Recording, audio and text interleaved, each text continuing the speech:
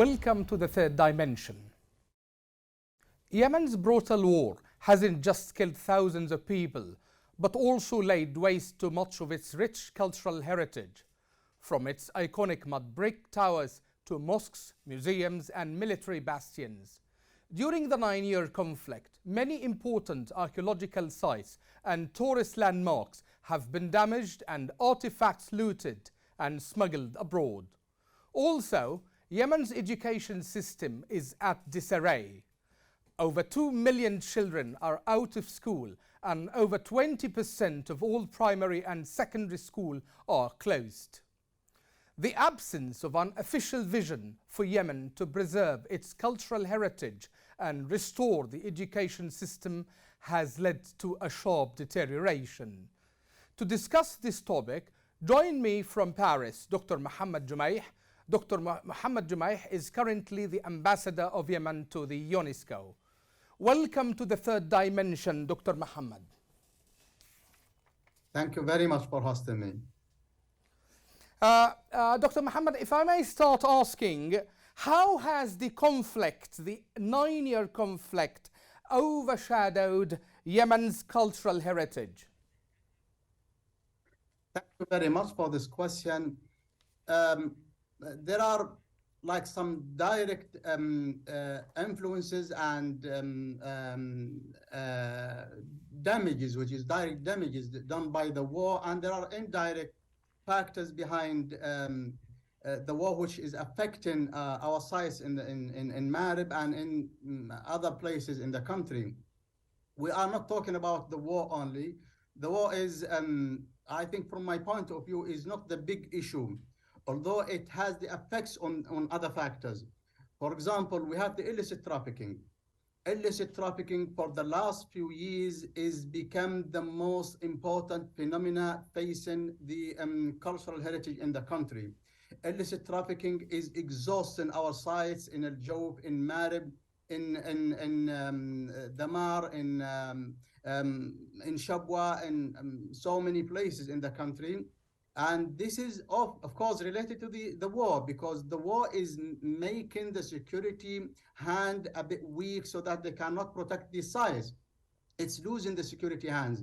So and taking into consideration that most of these sites, or many of these sites, of the cultural heritage sites in Yemen, are far away in remote deserts, covered with sands. So it is easy for these illicit traffickers to come and reach these sites and take whatever they want in the situation that the government is facing the war and facing other issues. And unfortunately, these cultural sites and the culture sector in general is not one of the priorities within the government agenda. Yes. So we are talking about illicit trafficking. We are talking about the urban development. Urban development is very, very crucial in Marib specifically, because people are building their private houses, their private business structures within these sites, within the land, which could include and which could cover some other sites we don't know. It's not being discovered yet. So I think the urban development is one of the major factors we are facing, yes, as one of the dangerous factors and one of the main dangers facing the cultural heritage in Marib specifically and in other places in the country. Yes. We also have, in addition to illicit trafficking, urban development, we also have negligence. Yes. We have no money, and there is no money specified to protect these sites. And this goes back to the fact that these sites are not there in the agenda of the government. We have to put these sites and our cultural heritage in the first priority, as the first priority of the agenda among the government business. Unfortunately, we are not focusing on our history. We are not giving more importance in these sites, in these cultural heritage, which left these sites to negligence. Yeah. And negligence is one of the most important and most dangerous factors, okay, behind these sites being neglected and being left without any sort of support. Okay. In So, addition to that, unfortunately, we don't have enough international aid and international support, yes. whether from the international organizations or from other governments, other third parties. And we are trying our best to shed more light on these sites and the dangers they are facing in order for us to get more importance and more attention and more support for these sites. Okay. Now, Dr. Muhammad, despite all of these challenges you talked about, either state challenges or logistics, etc. Now, recently, just a couple of days ago, you managed with your team to add Marib sites to the list of World Heritage in Danger. If I may ask you, Dr. Jumaih, what is the significance of such a step? And excuse me, I will hear the answer after we see this clip together, okay? Okay. I see no objections. And can we adopt the decision as amended by Aman? No objection. Paragraph 8 is adopted. Now the whole decision is then adopted. Congratulations.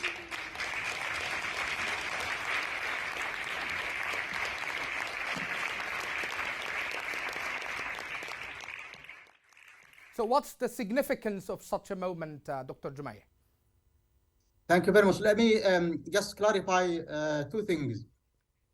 These sites, which are the old city of Marib, Marib Dam with other small dams, and we have the temple, one temple, Baran temple, and the temple of Surwa and the city of Surwa. So all in all are 7. If we count the Marib Dam and the small dams as one item. So we have 5. If you count Marib dams and the small dams are one item, we have then 5. But we have to know that we have 2 lists within UNESCO. Yes. The first one, which is the most important one, is the list of the World Heritage sites. And Marib is now added to this list, which is the main one. Now, within the main list at UNESCO, there are some sites across the world which are in danger. So we ask the government and the delegation of Yemen to UNESCO asked, frankly, UNESCO to add these sites. In addition to being added to the cultural heritage list, we need to add them to the endangered cultural heritage list. So now Marib is added to the 2 lists. First of all, this one on the main list, which is the cultural heritage list, and the other one, the list in danger, or the endangered list. Yes. So that when we add them to the endangered list, in hope that we'll be having more attention from the international community and more support from UNESCO, more projects, and according to the decision of the World Heritage Committee, which held its meeting just a few days ago. Yes. One of the decisions taken is to send a mission to Marib to go to the ground and to study in details what are the dangers these sites are facing and what can the international community and the UNESCO do in this regard. Great. So, Dr. Muhammad, if I just take you to another issue within Yemen's heritage, every now and then we hear about Yemen's artifacts being smuggled and sold in international auctions. Okay? Just today itself, news came from Vienna in Austria that 2 pieces of Yemeni artifacts were there in one of the auctions. So, in your position, Dr. Muhammad, is there a specific strategy to track this or to curb such acts? Well, as I said, illicit trafficking is the most dangerous thing these sites are facing, and the cultural heritage is facing mainly in Yemen. We have auctions, we've heard about auctions in London, auctions in New York, auctions in Washington, and there are some fairs and exhibitions here in Paris, in Tokyo and in Vienna, elsewhere across the world. Yes. To face this, we sent to Ministry of Culture and we raised this issue to them. We kept telling them about all these auctions and we need to act. They talked to the Ministry of Foreign Affairs, which in turn talks to the ambassadors in the specific countries, United States, United Kingdom, France, and other countries, to track all these cultural properties. We are lucky to seize, for the French police to seize about 15 cultural properties from Yemen. Yes. The French authority asked us to prove that they are Yemenis.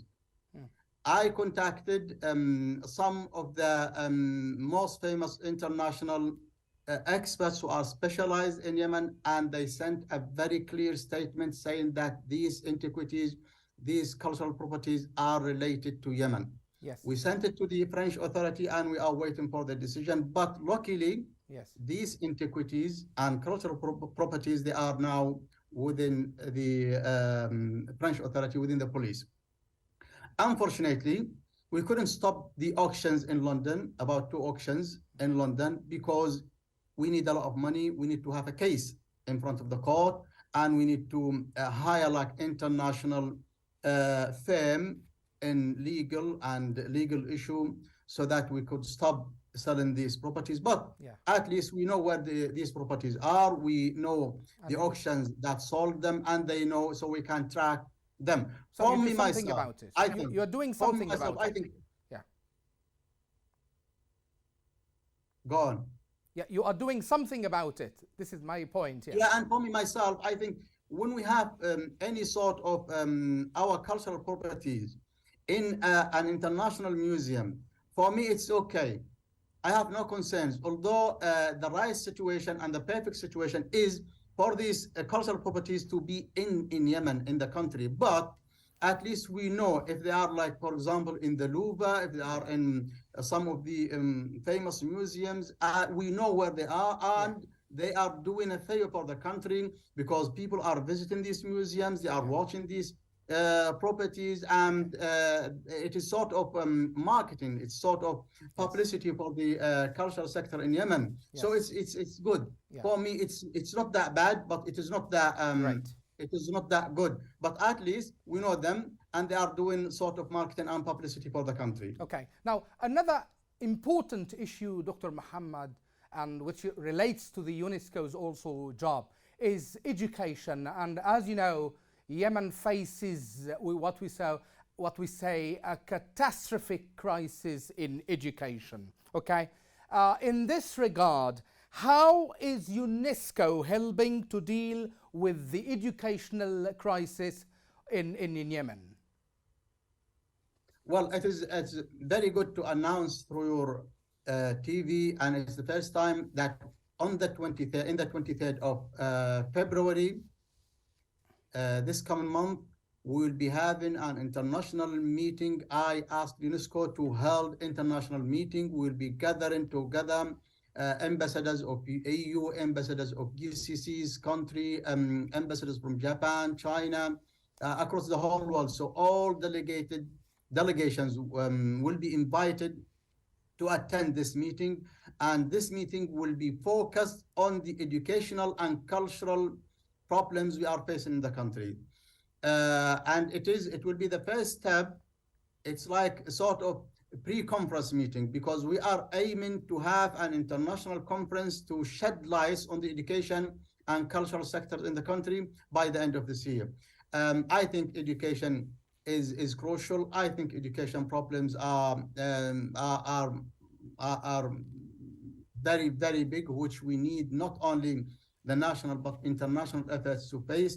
UNESCO is aware. We are in a daily contact with them to face these problems. We have some, like, I wouldn't say big projects, but we have some small projects in terms of training, and we are aiming to have a bigger project by liaison with UNESCO field office in Doha office. That's it's a UNESCO office, but it is in Qatar, in Doha, and it covers Yemen and the GCC countries.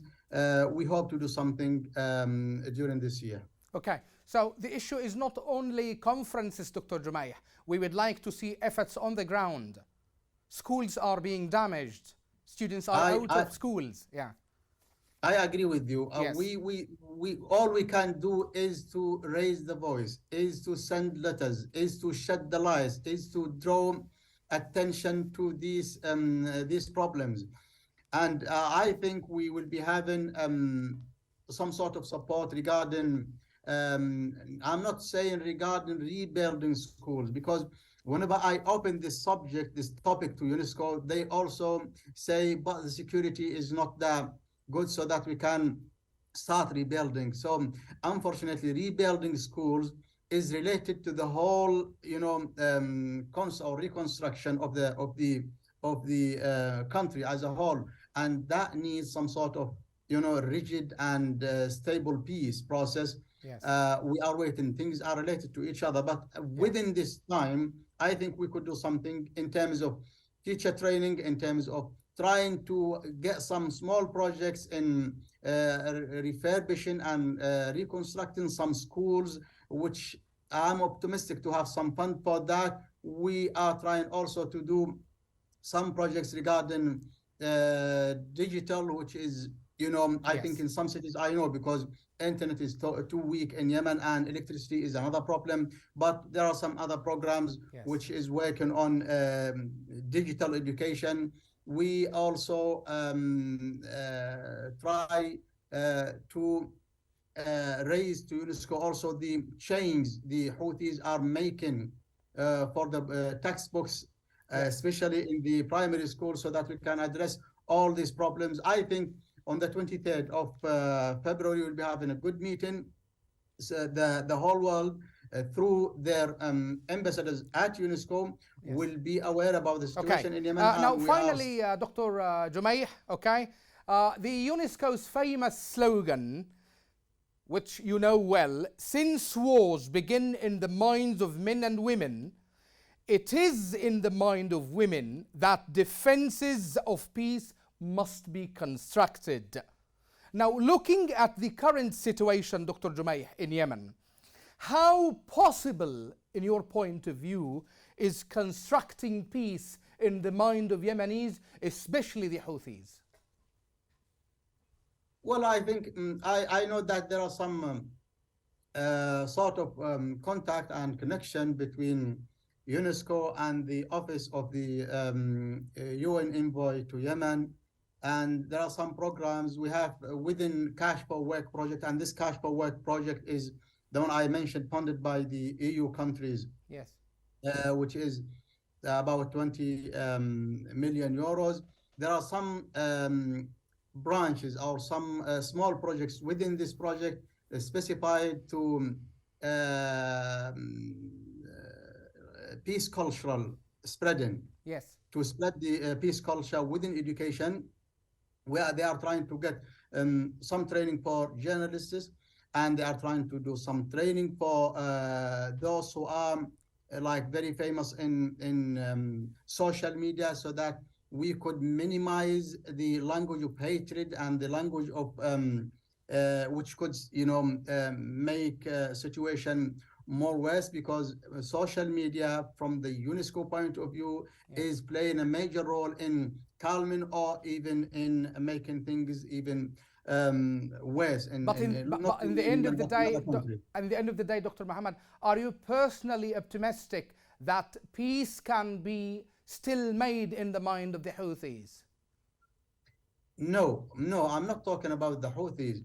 I'm talking about what UNESCO is trying to do in the country. But if you ask about my personal view about the Houthis, I think the Houthis are religious, not political. Yes. And this is the problem. When we are facing and dealing with the religious group, it's very important to know that we cannot deal with them in a political way, because they have their own thoughts, they have their own theology, and they have their own narrative of history, and you cannot, like, for example, convince somebody who is believing that God is in his side. True. Because once you say that God is with you, Yes. that means that the other person or the other party is with shaitan, with Satan. Yes. So we cannot like in this like in this sort of talk, we cannot Yes. say that there is any sort of